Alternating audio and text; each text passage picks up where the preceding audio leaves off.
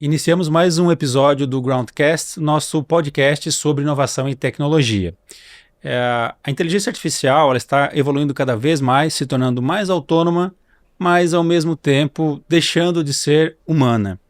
E é sobre esse tema que a gente vai falar um pouco hoje no nosso podcast. Então essa é uma grande contradição que nós temos visto, e a ideia é que a gente possa, baseado em algumas evidências, alguns estudos, inclusive da revista Wired, que fala sobre como funciona essa caixa preta, né, desde o chip até a pessoa que utiliza esse modelo de inteligência artificial lá no final, como isso é construído, quais são as, talvez, divergências ou dúvidas que existem em todo esse processo.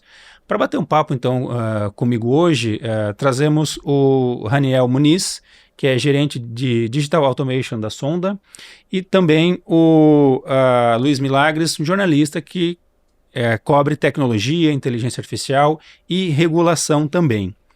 Raniel, se quiser se apresentar e falar um pouquinho mais sobre a sua atuação na Sonda, fique à vontade. Depois o Luiz também, se puder falar um pouquinho sobre a sua atuação também, Claro. Luiz. Claro. Em primeiro lugar, obrigado aí pelo convite, é um prazer estar aqui com vocês. Eu sou Raniel Muniz, eu atuo como Head Brasil de Inovação, Data e AI na Sonda, tanto para soluções internas quanto também para soluções de mercado. Muito bom, sou Luiz Milagres, hoje eu sou Chief Risk Officer da Eduz, eu também sou professor, sou palestrante, mentor também de muitos executivos, falo também com bastante frequência na TV sobre cyber, sobre tecnologia e sobre como ela pode impactar a sua vida. Legal. Pessoal, uma primeira provocação que eu queria fazer a vocês qual é o entendimento de vocês de hoje, qual é a maior ilusão ou maior falácia que o mercado tem comprado sobre inteligência artificial? Vai lá. Com vontade. Falácia, sendo já provocador, que ela vai substituir o trabalho das pessoas em curto prazo. Não vai acontecer.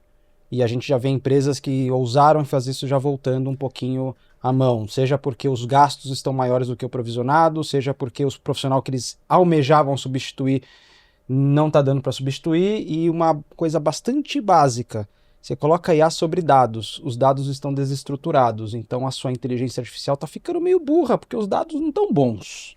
Logo, melhor a gente segurar um pouquinho.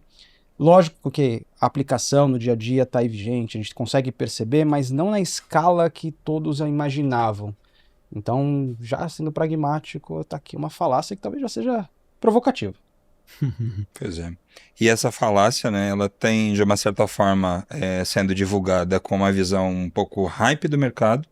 Isso definiu uma expectativa nas empresas que elas poderiam, sim, substituir os profissionais com uma camada de tecnologia que pudesse executar exatamente as atividades com a mesma precisão, capacidade e profundidade humana, o que de fato não é real. A gente hoje pode já reconhecer a IA como a capacidade de fazer uma série de atividades ao mesmo tempo com uma capacidade de destreza de fato incrível, mas toda vez que você precisa fazer uma análise mais profunda com uma questão de contexto e outros aspectos, a gente vai ter algum processo de falha na IA quando a gente olha mais de perto.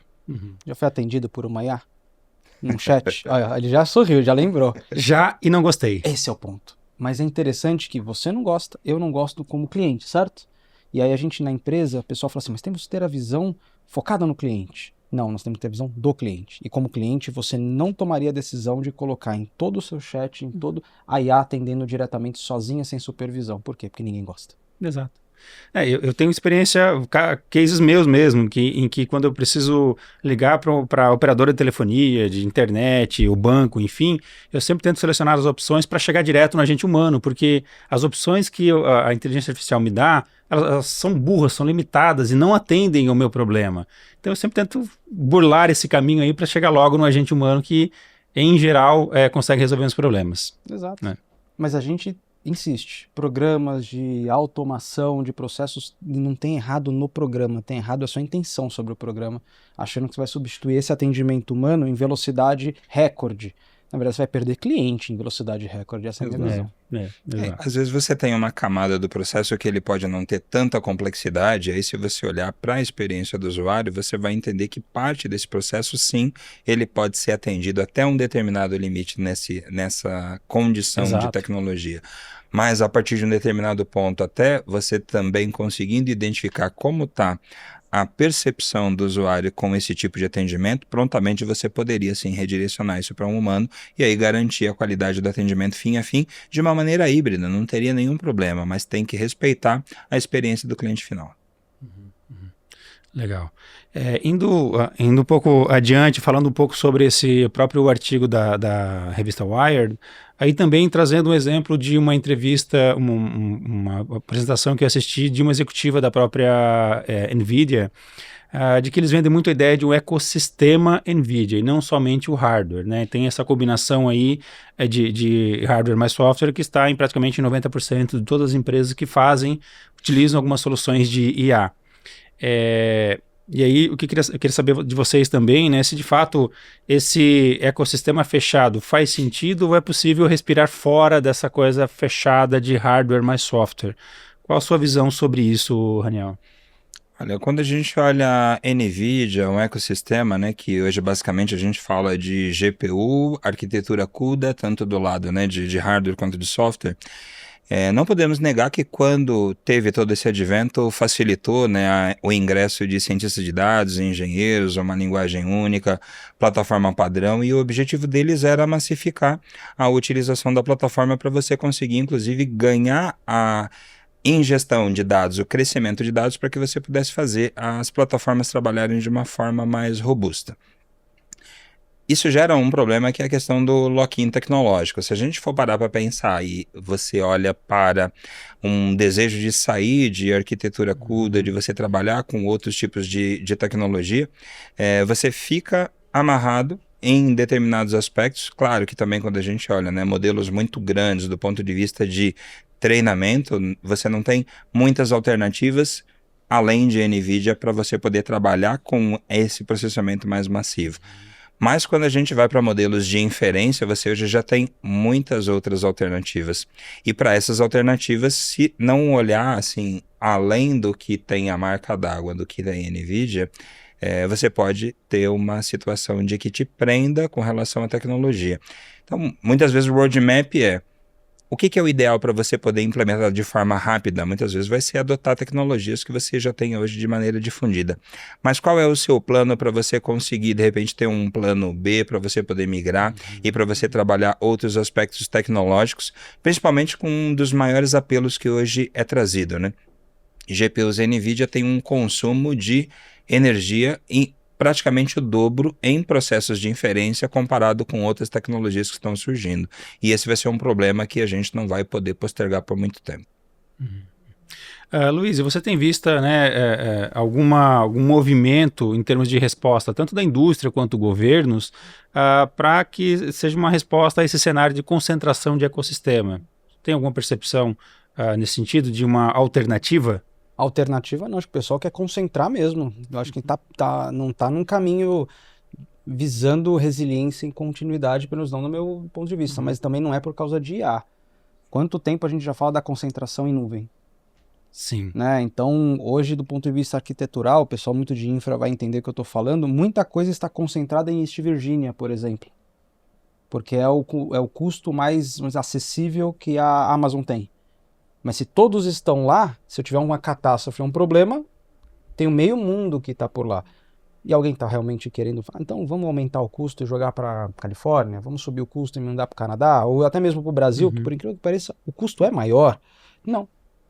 Então eu não vejo na pauta, dada até a aceleração econômica, o desafio que a gente tem, realmente parar para pensar na concentração de tecnologia. Não vejo mesmo. Eu ainda vejo o pessoal realmente indo, apostando, e às vezes até não pensando em determinados suportes. Porque é interessante, compra o carro, mas você tem assistência?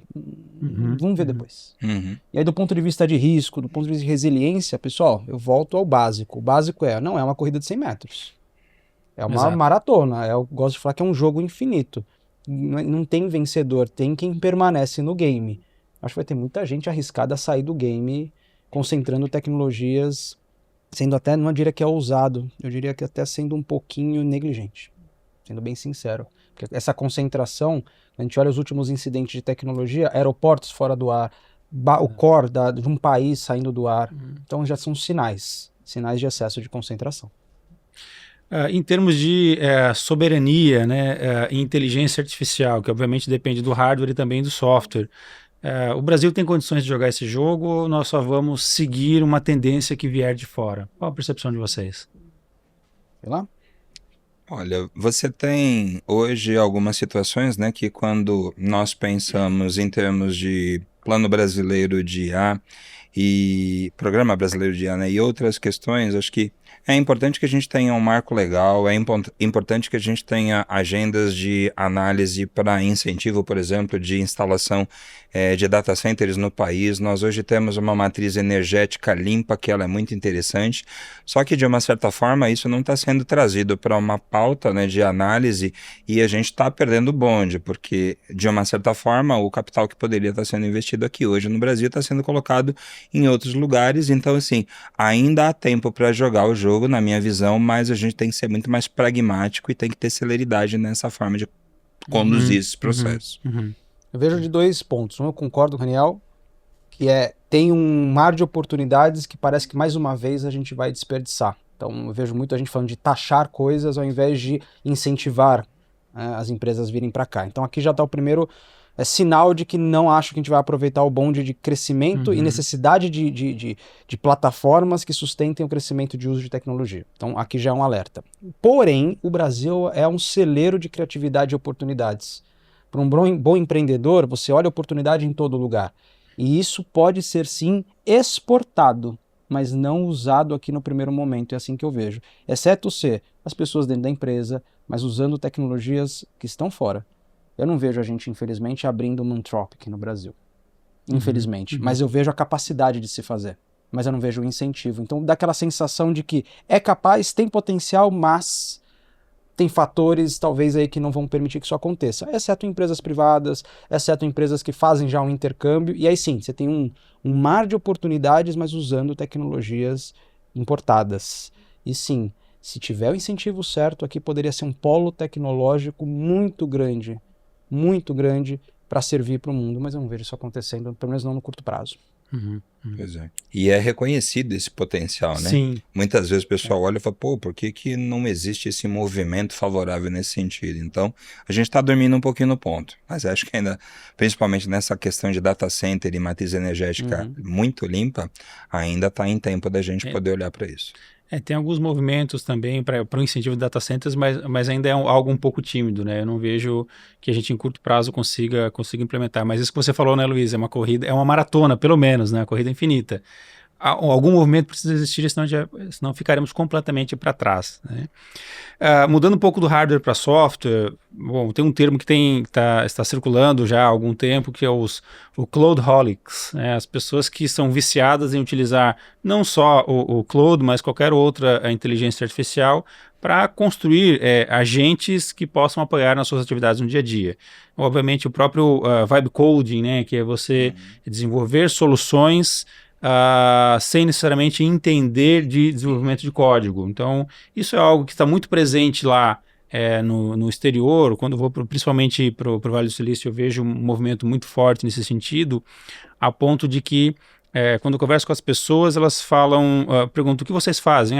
Eu faço isso, eu sou desenvolvedor no Google, mas eu tenho um side job aqui, eu tenho uma outra atividade utilizando o IA, porque eu tenho interesse em ter a minha empresa que vai ser comprada, vai ser um unicórnio, né? E no Brasil, como é que está esse movimento? O vibe coding já é uma realidade ou são só algumas empresas que ainda estão utilizando de maneira um pouco mais incipiente? Qual a visão de vocês sobre isso? Eu acho que o Brasil é muito grande. Acho não, é uma certeza, né? O Brasil é muito grande.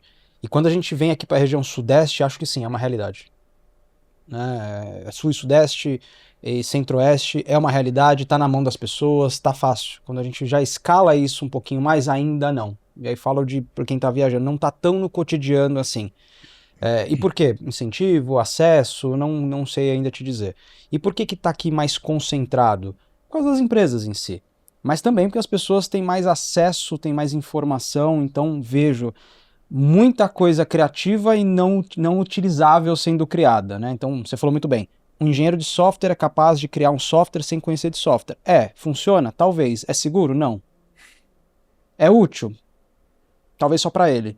Então tem muita criatividade, muita boa intenção que nem tudo vai se traduzir em software bom ou produto que resolva algum problema. Eu acho que vai ter muita gente adquirindo uma dor de cabeça.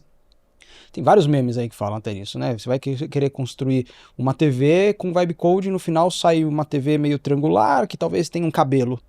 Por quê? E a pessoa acha que tá bom, mas tá bom para ela.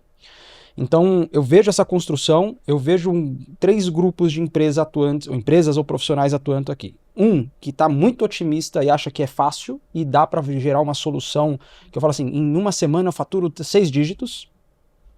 Acho que é um pouco ilusório, mas existe. Tem o do meio do caminho, que já viu que não é bem assim, e está começando a criar agentes que de fato são úteis, e tem quem está sendo mais protagonista, mas ao mesmo tempo conservador. Colocamos, testa.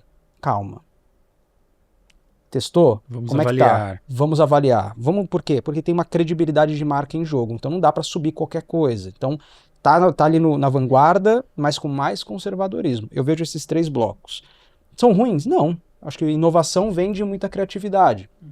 O ruim é se alguém começar a cair na que eu não preciso mais de nenhum profissional especialista, porque a IA me resolve a vida. Exemplo, quando teve o vazamento do ChatGPT, descobriu-se que tinha muito psicólogo, né? Muita gente precisando de psicólogo, porque interagiu de uma forma... Exato. E aí você fala assim, então não preciso mais de psicólogo? Pelo contrário, isso mostrou que precisa agora, Ainda precisa mais. muito, ainda mais. Então aqui tá a cilada. É questão de cultura, é questão de educação, acho que é uma curva que a gente vai saber lidar. Pois é. Eu achei extremamente importante, né, o que ele colocou, que a gente percebe no advento do Vibe Coding, principalmente, muita gente é apaixonada pela solução e não pelo problema. Então, a TV triangular com cabelo, para ele estava fantástico, porque ele estava conseguindo fazer uso daquilo, quando na verdade o que você acaba produzindo, você precisa atingir um objetivo de resolver um problema real dentro das empresas. E aí também outro ponto muito bem colocado, que foi a questão do...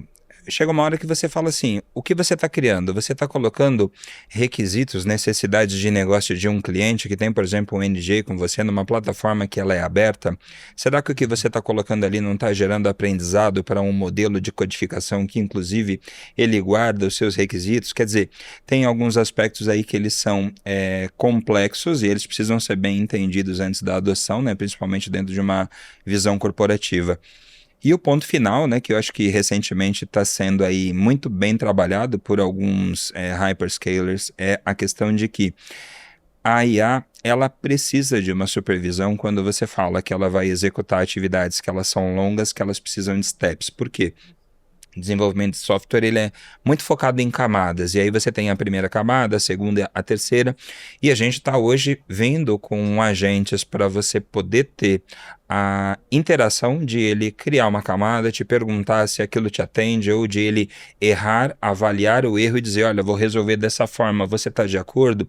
Então essa interação está de novo trazendo, e eu acho que isso é uma maturidade, conscientização desses engines de criação de software, está trazendo uma interação com o engenheiro, né, dizendo, olha, eu como IA errei e entendi que vou resolver dessa forma, você está de acordo?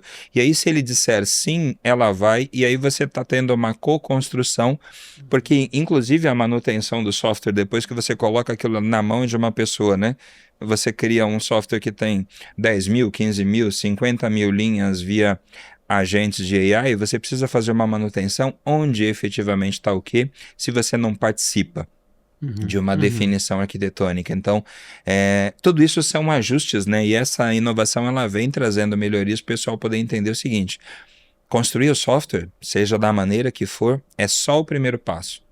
E um software, ele pode estar engajado na estratégia da empresa, de uma empresa que é digital, você vai ter que conviver com isso durante muito tempo, e aí como é que você faz essa convivência depois dessa criação? Então acho que esse é o principal ponto. Pede pro cara achar um bug numa coisa criada por IA. Você vai ver que divertido é o cara, peraí, eu não tô achando por quê, porque ele perdeu propriedade do que ele deveria ter construído.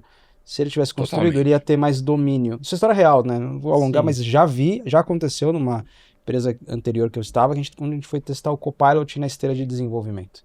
Fantástico. As sprints, de repente, falou assim, nossa, mágico. Falando de 3 anos. Todo esse tempo conquistado foi perdido nos testes integrados para localizar bug, porque o time perdeu propriedade do código. Não tinha documentação, não tinha principalmente nada. Os júniores e plenos. principalmente os mais novos, exato. porque eles queriam alçar a senioridade, queriam provar que eram bons, Sim. mas no final do dia, então, você acha o bug, então eu tenho que reler o código inteiro, que quase tem que refazer. Então era melhor tirar, e a gente tirou o Copilot dos juniors e dos planos e dos seniors, ficou só com os tech leads. Então assim, você vê que interessante. São testes que maturidade você vai conquistando ao longo das experiências que a gente tem. Recuperando uma coisa que você falou, Luiz, do necessidade de psicólogos por conta do ChatGPT. Tempos atrás eu fiz um teste, agora talvez, obviamente, evoluiu e a resposta pode ser outra, mas eu criei uma situação fictícia com o ChatGPT, dizendo que eu estava passando por uma dificuldade de relacionamento, e o ChatGPT começou a me orientar. E em certo momento eu perguntei o que eu deveria fazer. E o ChatGPT me respondeu, tem isso registrado, ele disse o seguinte: eu, como psicólogo, oriento você a... Então, o ChatGPT fez isso há um ano e meio mais ou menos, ele escreveu isso. Então, imagine para uma pessoa que está vulnerável, né, e lê aquilo, ela de fato vai seguir todas as orientações, porque aquela inteligência artificial é uma referência, né, mas é um risco muito grande. Né? Cris, a arte imita a vida, já viu? Tem alguns filmes que eu gosto de observar, os filmes e séries. Um deles que bate o que você está falando é aquele chamado Her, com Joaquin Phoenix, que é o Ela em português. Ali, quando eu vejo alguns movimentos da IA, eu volto nesse filme e falo, isso já está acontecendo em determinado grau. Quem não sabe, vou dar spoiler, mas a inteligência artificial assume uma parceria com uma pessoa e essa pessoa vamos dizer assim, para ele era suficiente aquele relacionamento. Até que você descobre que é uma IA no final do dia. Ele já sabia, consciente, mas tem limitações. E olha que ali as limitações até que eram superadas, comparadas, mas isso já está acontecendo. Na minha visão, tem muita gente se relacionando já com as tecnologias atuais. Em que grau? Aí cada um com a sua, mas já acho que tem seu risco. Então, continuando esse ponto de utilização de agentes autônomos para desenvolvimento de software, né, tem um ponto muito sensível que eventualmente algumas pessoas não estão se atentando, que é o vazamento de dados. Né? Então, quando se usa vibe coding, não se utiliza todos os protocolos adequados de segurança para evitar, por exemplo, que um dado fique exposto. E entendo que já existem situações em que houve vazamento de dados, principalmente de clientes, né, informações sensíveis, que não se seguiu, inclusive, o protocolo para notificar uma NPD. Né? O que vocês enxergam hoje do que é real mesmo, né, do que está acontecendo, se as empresas estão tomando devido cuidado quando se utiliza, por exemplo, esses copilotos para desenvolvimento de software, se todos esses protocolos estão sendo seguidos ou não? Tem muitas empresas hoje que elas estão olhando a questão de agentes de IA como uma tarefa de responsabilidade dos desenvolvedores, né? E quando a gente olha para isso, né, quando a gente fala de governança de dados e AI, como a gente está falando de muito processo, de muitas questões que estão inclusive alinhadas com leis como LGPD, como marcos regulatórios e outras questões, isso não é de domínio de um desenvolvedor, né, da área técnica. Então, normalmente, quando você não tem processos que vão abordar a questão de governança, muito provavelmente o pessoal acha que está resolvido desenvolver um agente e colocar isso no ar. Então, normalmente, no mundo corporativo, a gente tem olhado o seguinte, né? Quando a gente vai para uma empresa que pretende implementar projetos de IA com base em dados e que isso tem uma tendência de escalar, disso ser democratizado, é muito importante que ela, antes disso, olhe para as questões de governança, para quem controla o quê, para quem tem acesso ao dado, quem tem autorização de publicação, quando a pessoa lança mão de um dado para poder implementar qualquer solução, com quem que ele fala, o que ele vai fazer com tudo aquilo, porque aí você encaixa uma solução tecnológica de agentes dentro de premissas de governança, que isso não vai falhar. Aí a pergunta é, hoje, quantas empresas estão maduras em governança de dados e AI? É um desafio que a gente tem encontrado dados, né, que já é uma coisa que já está aí a mais longo prazo, a gente tem encontrado muitas empresas que ainda estão deficitárias nessa camada. Imagina então governança de AI. Exato. Nós estamos lascados. Aqui, sendo bem direto, a pergunta que eu falo é assim, você quer saber sobre o seu concorrente? Pergunta, já tem as informações sobre o seu concorrente na IA, porque alguém de lá já subiu alguma informação. Já vazou algum dado. Pode certeza. Ah, mas você está falando de dado pessoal? Já subiram, mas esse é mais difícil a IA permitir que você acesse ele. Não é tão simples assim. Mas você quer saber como um contrato de um lugar é elaborado? Vai estar lá. Você quer saber um benchmark real? Vai estar lá. Já subiram DREs de monte lá para poderem fazer aceleração de análise. Plano de negócios. Planos de negócio, né? Outro dia tivemos uma situação, um cliente nosso, que o pessoal subiu todo o mapa de um futuro produto industrial que eles iam criar. Por que subiu o mapa? Para ver se tinha uma opinião diferente sobre o conteúdo. Ah, o que você faz agora? Não faz, amigo. Já parou para pensar onde é que o dado está? Já foi. Já foi. Então, diferente da nossa época, talvez ainda tem, claro, mas os data centers, eu sei que o dado está ali naquele servidor, naquele local. A partir da hora que você subiu nas plataformas, mesmo pagas, me fala, onde é que é o data center daquela... Não tem. Ah, mas eu tenho o termo de uso. Aí você me fala assim, parabéns. Não tem, né? Existem sim tecnologias que permitem você identificar que alguém está tentando subir um dado antes que ele chegue na plataforma. São tecnologias que você embarca em empresas. Um nível de segurança mesmo. Então, é como se você tentasse arrastar um arquivo para o WhatsApp Web. Ele barra antes e fala assim, você não pode. Custa caro. Quantas empresas topam isso nesse momento? Né? Então, nós temos hoje empresas que não têm maturidade do dado e tem empresas que têm maturidade de gestão ainda, pleno 2026. E ainda assim, eu entendo margens pressionadas, aceleração de mercado, market share prejudicado. Eu entendo a ânsia do empreendedor. Então, ao mesmo tempo, como que nós conseguimos equilibrar essa necessidade de se posicionar no mercado antes que o mercado te engula, a não ser sabotado ou se auto-sabotar com mau uso não só do dado, mas da tecnologia que vem com uma imagem de salvadora da pátria da sua rentabilidade, quando na verdade ela está simplesmente matando a sua rentabilidade aos poucos quando você abre mão da informação. Então, cuidado com escutar principalmente de gurus, que a sua empresa vai sair voando com determinada tecnologia porque ela tem IA. Eu acho isso muito perigoso e cabe da nossa responsabilidade de trazer essa consciência. É mais uma tecnologia que vai habilitar aquilo que você quer, como outras nós já tivemos. Mas se você não souber e tiver clareza de o que você quer, cara, você vai se enrolar. As empresas têm três destinos, Cris. Ou elas serão herdadas por alguém, elas serão vendidas para alguém, ou ela vai quebrar. Parece que as pessoas estão querendo ir para o terceiro, quando elas insistem em uma tecnologia que vai disruptiva, eu preciso estar no hype. Não, você precisa estar no jogo infinito para ter renda, rentabilidade, receita e manter seu cliente feliz. E aí é um meio. Não joga seu dado lá. Viu o preço do lead, como tá caro? Lead qualificado, gente? Exato. Tá em mais de 3 dígitos você tem um lead. Aí o colaborador lá vai lá e sobe aquele Excel com lead qualificado na IA para ver qual é o melhor... Poxa, amigo. Exato. Sabe? Então, aqui vem um ponto da maturidade de educação que a gente falou. Trouxe alguns pontos, mas me preocupa. Me preocupa até pelo empreendedor mesmo, que ele está sufocado por um lado, está tentando sair pelo outro e ele vê a IA como uma opção. Mas feita direitinho. Não da forma desenfreada, talvez, como a gente tem observado. A gente vê...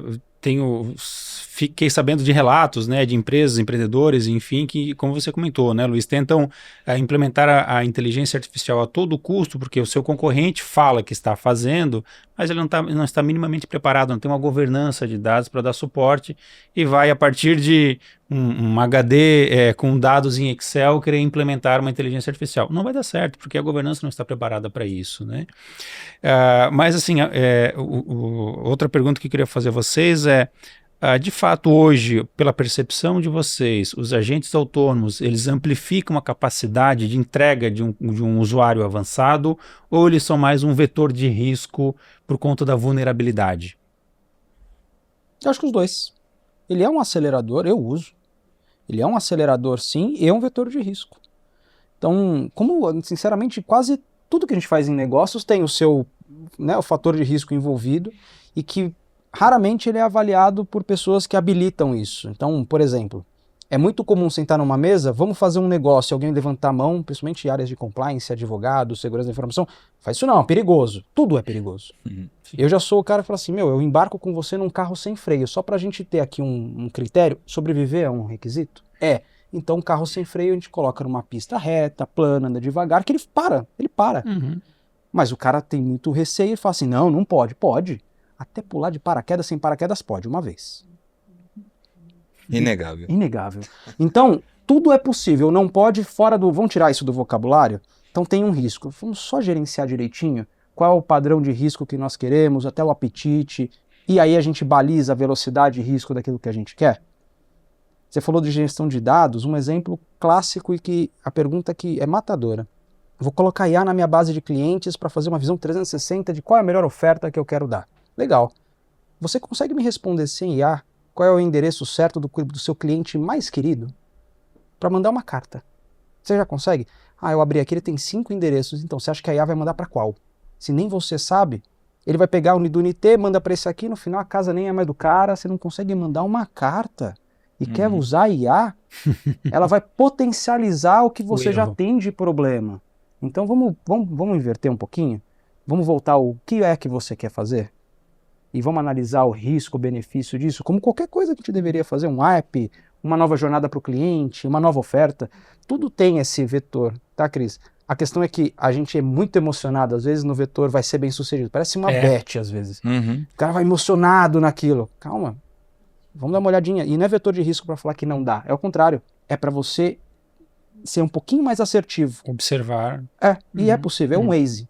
Todo mundo usa Waze hoje? Sim. Eu acho que riscos tem que ser igual ao Waze. Tem 3 caminhos. Aqui tem buraco, aqui teve um assalto, aqui você está no rodízio, tem um policial te olhando. Escolhe. Eu não dirijo por você. Eu te falo as opções que você tem. E você escolhe, mas não tem a não dar. E se você errar um dos 3, eu ainda recalculo a rota para você. Aqui está o papel. Se a gente conseguir chegar nisso, a IA vai ser um pouquinho mais... Aí sim vai ser uma vantagem competitiva. Como qualquer tecnologia, né? Não tenho dúvida. Eu acho que essa questão de potencialização, ela é muito interessante porque, né?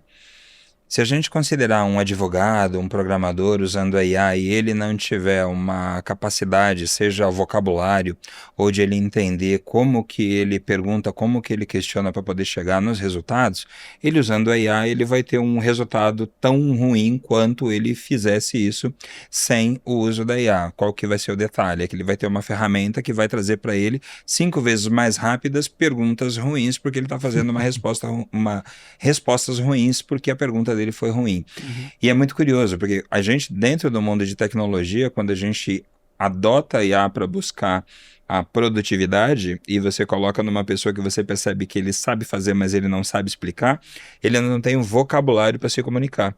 E se ele não tem esse vocabulário para se comunicar, ele não consegue pedir para a IA aquilo que é fato gerador do trabalho final dele. Então, potencializar, você não tenha dúvida. Se você é uma pessoa que tem a capacidade, principalmente de comunicação, e que você domina na sua área, você vai conseguir trazer esse resultado com todos esses riscos que você bem colocou.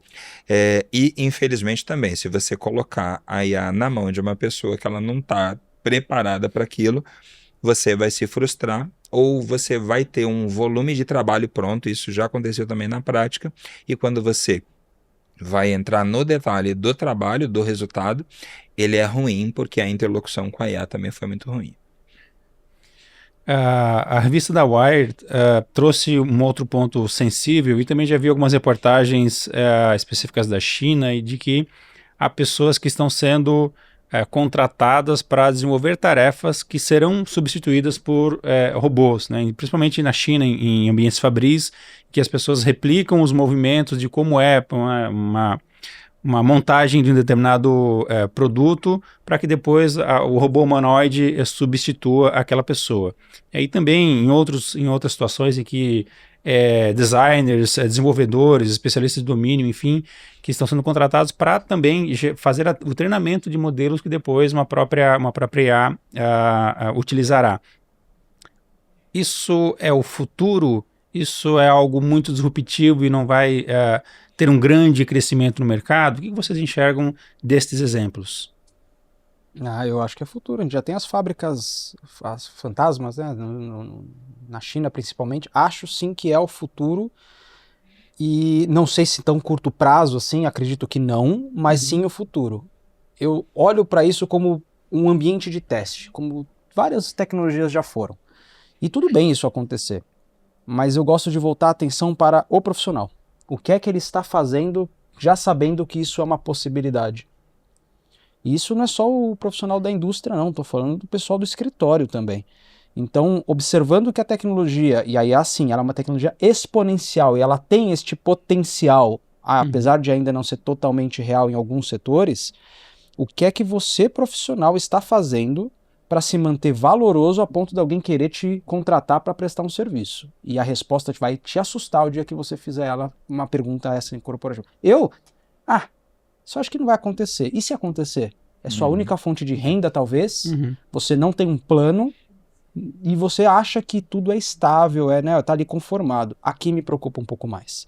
Então, quando eu vi algumas fotos, o pessoal com câmeras com e tal, sensores, faz isso. muito sentido, um trabalho repetitivo, é possível, a medicina já mostrou que a robótica é avançada em um nível de precisão muito bom. E um trabalho que, em geral, é exaustivo para o ser humano também. Exato. Então, este profissional, vai fazer o quê depois disso? Aqui eu gostaria acho que tem um papel nosso de olhar com carinho. Não é problema a sua função ser substituída. Quantas já não foram em tantas transformações? O problema é você não estar atento a isso, porque a velocidade está um pouco maior, talvez até mais, do que já foi no passado.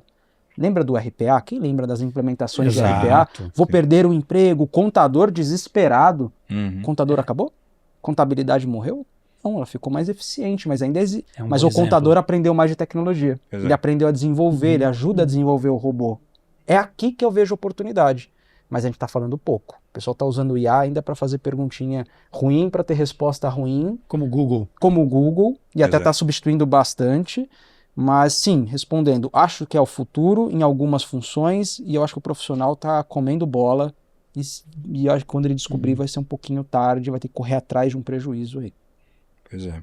Eu concordo, com o que o Luiz colocou e acho que tem um ponto que, assim, quando a gente olha para camada de trabalhadores, de fato, é um processo que ele não é sustentável. Porque hoje, quando a gente olha a forma que o pessoal está trabalhando, como eles estão se dedicando a isso, naturalmente vai chegar um momento que você vai ter dados suficientemente para que você não tenha mais que gerar. E, naturalmente, os robôs eles vão seguir esse nível de padronização com base naquilo que está gerando aprendizado. Por outro lado, a gente já está olhando aí, estimativas de venda de humanoides na casa dos 10, 15 mil dólares, o que é extremamente acessível. Sim. Se por um lado, a gente olha para sociedades que elas pensam um pouco mais sustentável, a gente tem, por exemplo, no Japão, robôs humanoides cuidando, de movimentos para idosos, que antes você deixava pessoas que faziam esse tipo de atendimento com algum problema nas costas, etc., mas com uma determinada limitação ali, um cuidado. Isso era para situações mais extremas. Pessoas com sobrepeso, pessoas que tivessem algum problema com o cuidador. Mas hoje a gente já está olhando isso como modelo de negócio. Toda vez que você tem um modelo de negócio entrante, você fatalmente está eliminando uma faixa que normalmente é atendida por pessoas, e a quantidade de pessoas que estão nessa faixa ela é muito maior do que ela está sendo substituída por humanos. Então a minha preocupação aí é de fato com essa sustentabilidade e como é que a gente consegue propor um modelo de equilíbrio nesse sentido, que é uma questão que não é fácil. Uma resposta que é um remédio, mas não uma resposta talvez adequada que eu vejo, Luiz, sobre isso que você falou, dessa pessoa que está se preparando está preparando o terreno para ser substituída, mas não está se preparando, é o que está sendo falado de uma renda universal, um futuro em que a maioria dos trabalhos, das atividades operacionais será realizada por robôs, inteligência artificial em software ou mesmo robôs humanoides, a ponto de que as pessoas então precisarão ter uma renda universal porque elas não terão mais essas atividades, Mas é algo ruim, eu acho que é talvez um comodismo, uma aceitação sem pensar numa estratégia para uma população que será de bilhões de pessoas, Acho que acho que é interessante que eu já fiz trabalho voluntário com idosos fora do país, Nós chegaremos lá, quem sabe. E sabe o que essa turma ela quer no final do dia? Se sentir útil. Ainda se sentir útil. Sabendo que já foi no vigor físico e mental. E aí a gente agora cutuca uma renda universal que faz com que as pessoas não precisem mais ser tão úteis assim. O que é que acontece com a cabeça da nossa? É uma reflexão. Sim. A partir de hoje, Cris, fique tranquilo. Você vai ter o seu salário. Tá, e eu vou fazer o quê? Vá pra praia. Aproveite a vida como ela é. Quanto tempo você aguenta? 2 meses no máximo. Pois é. Concorda? Não tem Então, propósito, não tem uma razão de você acordar de manhã. Razão, E aí, né? e como é que faz? Não, mas cria os seus filhos, você tem os... Tá, mas... tudo bem. Ainda mais, aí eu talvez vou falar, ainda mais para homens que trabalham e querem fazer também uma diferença numa sociedade. Não precisa mais, fique tranquilo. A IA cuida de você. Eu diria que o índice de depressão e suicídio vão lá em cima, né? Então, fica essa reflexão e, de novo, vamos dizer que seja esse o destino. Ainda vai precisar de profissional fazendo alguma coisa. Seja esse profissional. Garanta, não gosto dessa palavra, mas garanta que você seja um desses profissionais no futuro. Bom, estamos chegando ao final do nosso podcast. Queria deixar uma pergunta final tanto para o Raniel quanto para o Luiz, que é o que vocês consideram como sendo um princípio inegociável para a adoção da IA, para que possa, então, reduzir os riscos da sua própria adoção. Vai lá, Luiz. Ter intenção. A falta de intenção no uso de IA eu acho que a única coisa que é inegociável. Eu sei que muita gente esperou, segurança, dados, não sei o quê. Infelizmente, não acho. Acho que é ter intenção. Tem muita gente adotando IA por hype, não com a intenção de. Né? Exemplo rápido. Estava num painel, fiz um painel, na frente tinha alguns empreendedores digitais e a pergunta é, tem tanta IA, qual que eu uso? Usa para quê? Não, como assim pra quê? Todo mundo tá usando, e daí? Quem disse que a opinião da maioria é a melhor? Em geral até não é mesmo, né? Então tenha a intenção, não tire o objetivo da uso de qualquer tecnologia do digital. É a única coisa que eu vejo, crise inegociável. Leis, todo esse aparato de qualidade, me desculpa, se isso não for requisito básico, o produto também não vai longe. Se a sua empresa não respeitar o mínimo do uso de dados, não respeitar o seu cliente, também não vai longe, porque credibilidade é algo, para mim, básico e que deve ser considerado. Agora, a falta de intenção é jogar dinheiro fora e que tudo isso que eu falei que permeia vai aparecer, vai ficar latente e a sua empresa não vai muito longe, infelizmente. É a minha visão. Fantástico. Do lado corporativo, porque eu acho que entra muito dentro do guarda-chuva que você colocou, é o pragmatismo e a transparência. A IA, ela precisa ser aplicada em problemas reais que você só resolve aquele problema com IA. A gente tem visto pessoas colocarem IA em problemas que podem ser resolvidos de várias outras formas. Ou porque a IA é moda, ou porque ela vai ter um ticket maior para quem está comprando.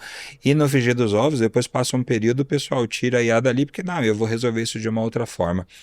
E quando a gente fala, né, de uma tecnologia inovadora, que ela tem um propósito de transformação, o quanto melhor empregada, com a máxima transparência, você vai conseguir enxergar um valor melhor. Então, é alinhar tudo isso e garantir que você está colocando a solução com a maneira mais ética e transparente possível, para que você tenha uma jornada muito satisfatória.